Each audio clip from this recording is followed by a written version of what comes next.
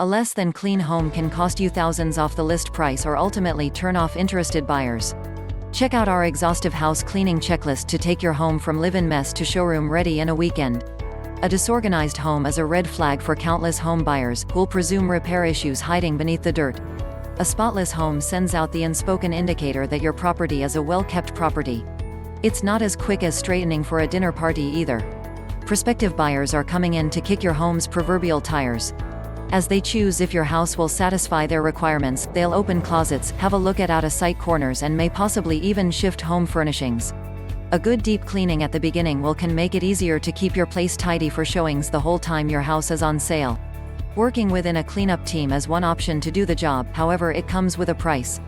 Depending upon the square footage and tidiness of your house, you might be considering a full-day project for a multi-person crew. Angie's List puts the average per-hour price at $25 to $45 per cleaner, which can accumulate into the hundreds to finish the job. Plus, there are some things a professional crew just can't do. If you undertake the job on your own, you not only save cash, you get a jumpstart on taking on the biggest interruption to prospective buyers: clutter. Roll up your sleeves, get the cleanup supplies out, and follow along. We've composed this easy-to-follow overview for deep cleaning a house while it's in the market.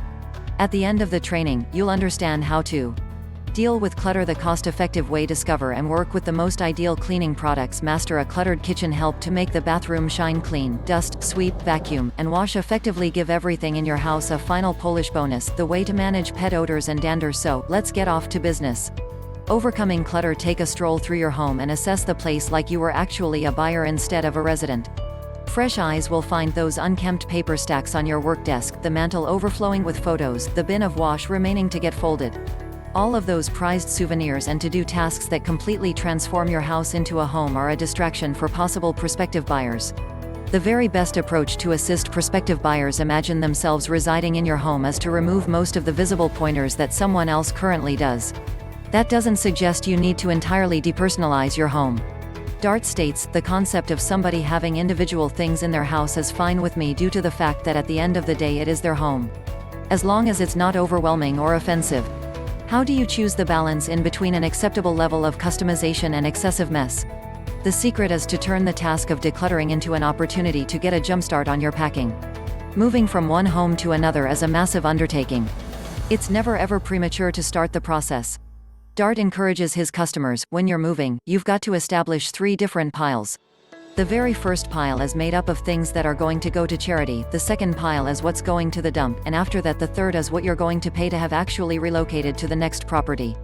As you sort through your belongings to decide what to conserve and what to let go, keep the cost and effort of moving at the leading edge of your mind. At this stage, can't pack up the whole house, however you want to decrease the mess in 2 main areas, open and storage areas. Declutter open areas around your home. Open locations include all noticeable areas that can be seen without opening any doors or drawers. This consists of knickknacks and daily products on racks, tables, countertops, walls, desks and dresser tops. When decluttering, you wish to purge or pack away most of those valuable mementos, excluding just a couple to guarantee your home still looks embellished. Tuck daily use items, like hairbrushes or coffee machine, neatly out of sight in drawers and cabinets. Pro tip, have a handful of ornamental items destined for donation? Leave those products out on display for the open house and store all those you mean to keep. Contribute those products after your property has actually sold and you'll be entrusted to less to load when moving day arrives. Declutter storage, closets, closets, closets. The storage areas we're worried about for open house preparedness are those that feature the property. Leave movable storage products, like cabinets and armoires, for later on and concentrate on clearing out all built-in closets and cabinets throughout the house. When you lower the contents of integrated storage areas, the locations appear large and appealing to purchasers. According to Fox News, you need to aim to have 20 to 30% of free space in your closets and cabinets to make them appear more spacious. Contribute or dispose of seldom used products, and shop items you plan to keep, however, that aren't currently required, such as out-of-season clothes, in labeled boxes, taped and all set to move. Home cleaning checklist. Once you've moved all of that mess out of the way, you're prepared to tackle the deep tidy. Pre-clean prep. Gather house cleaning supplies. Also make note of any locations that might need additional aid, such as rundown grout or discolorations on upholstery and carpets, and determine if you'll require specialty tools or services to tackle them. When you know what you'll require, ensure that you have all the ideal cleansing products so that absolutely nothing stops your cleansing mode momentum when your deep tidy operation is underway. Time to dig into the deep clean, appealing as it may be to take on one room at a time from top to bottom. This isn't the best method to utilize your time most effectively. According to the professionals at the Good Housekeeping Institute, in their household encyclopedia, there are some jobs that are best to complete in one shot throughout the whole house, such as dusting, vacuuming and mopping. That way you're just carrying the products for one job throughout your home at a time, instead of hauling all of your cleaning tools to each room simultaneously. Don't try to knock out the big whole house tasks first though.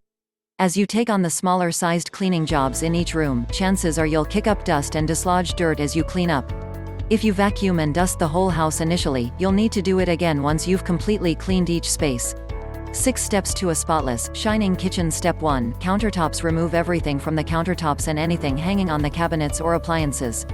Step 2. Appliances. Scrub down the home appliances, cabinets, and counters, including the cabinet pulls, by spraying them with the multi-surface antibacterial spray developed for glass and metals, not the dusting multi-surface spray. Spraying directly on the surfaces softens hardened or sticky stains, making them simpler to wipe away with the paper towels, microfiber clothing, or non-scratch sponges. Keep in mind, if you have a specialized countertop material like marble or granite, you'll wish to avoid the antibacterial spray on your counters and follow appropriate stone care procedures. Step 3. Declutter. Next, restock the countertops, making them look as neat as possible. This includes tucking smaller sized appliances, like blenders and coffee pots, into cabinets in order to maximize your counter area.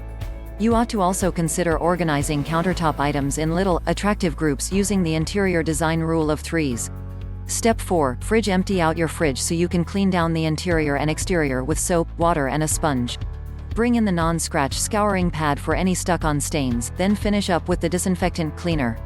Restock your refrigerator after tossing any old or seldom used items.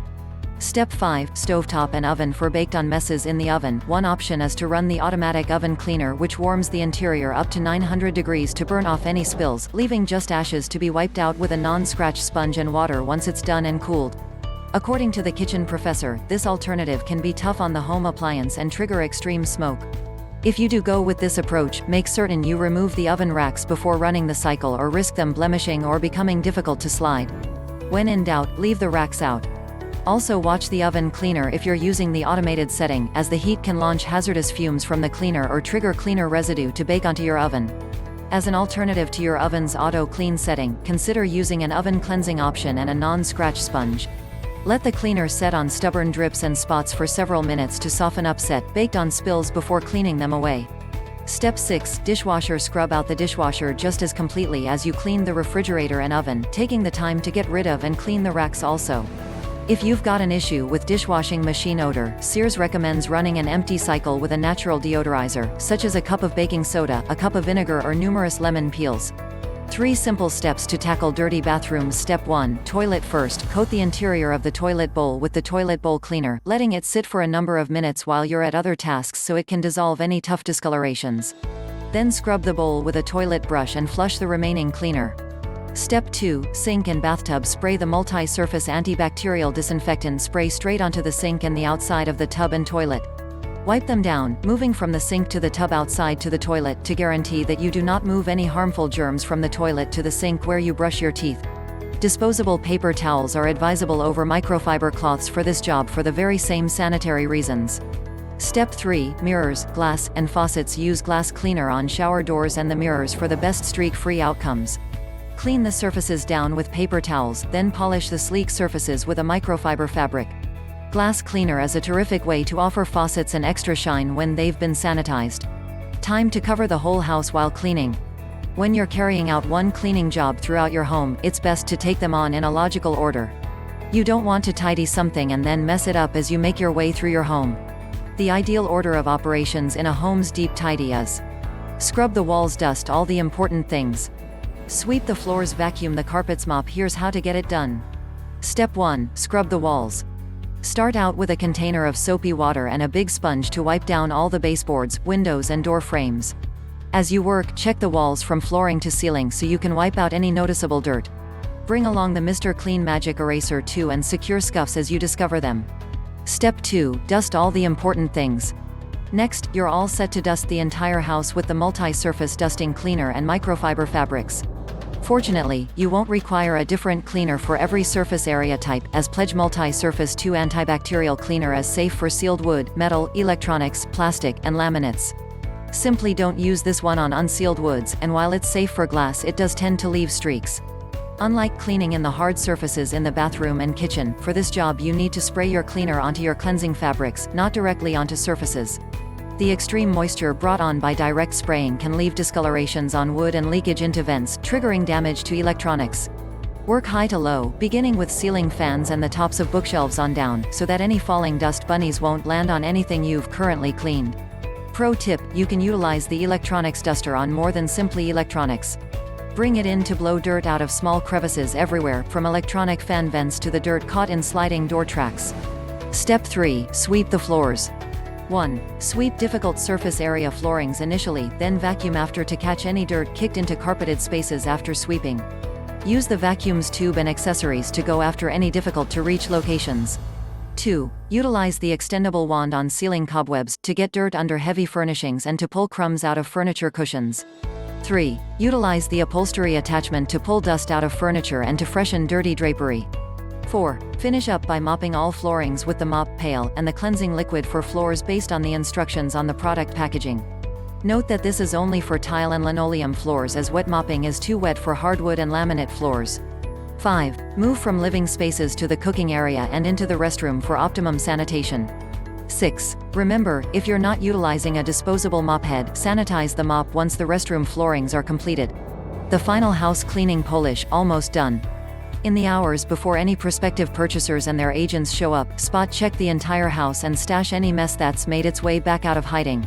Before you do anything else, make sure to make all beds. Straighten the toss pillows in the living room. Put away your shoes, coats, documents, toiletries, and other sundries. Got that stuff all straightened up? Great. Now, give all kitchen and bathroom surface areas a quick wipe down with a microfiber cloth, and check mirrored surfaces to remove last-minute streaks. Spot vacuum all carpets and rugs, and sweep up any noticeable dirt on hard surface area floors. In your last walkthrough, check that you've hidden away any vulnerable or valuable products so they aren't broken or lost during the open house. Attention pet owners. 1. Clear out the most apparent signs of your non-human friends. This will expand your pool of prospective purchasers to consist of non-pet owners. 2. For the open house, eliminate your animals and their paraphernalia, such as beds, food meals, beds, cages and litter boxes from the main areas of the home. 3. For pets that shed, eliminate as much hair as you can with one of these vacuums recommended by Groom and Style. 4. You may not smell it, but chances are you've got pet odor, too. 5. Pet MD recommends an option of baking soda and apple cider vinegar to ventilate both carpet and furniture. Phew. That's a job well done. Deep cleaning might appear like an enormous endeavor to deal with by yourself, however, with the ideal products and a strategic plan, you'll have your agent asking which cleaning team you hired to get your home so shimmering tidy. Depending on the square footage and cleanliness of your house, you might be looking at a full-day job for a multi-person clean. Leave those items out on display for the open house and pack away all those you intend to keep. When you're performing one cleansing job throughout the house, it's finest to take them on in a logical order. You do not want to clean something and then mess it up as you make your way through the house.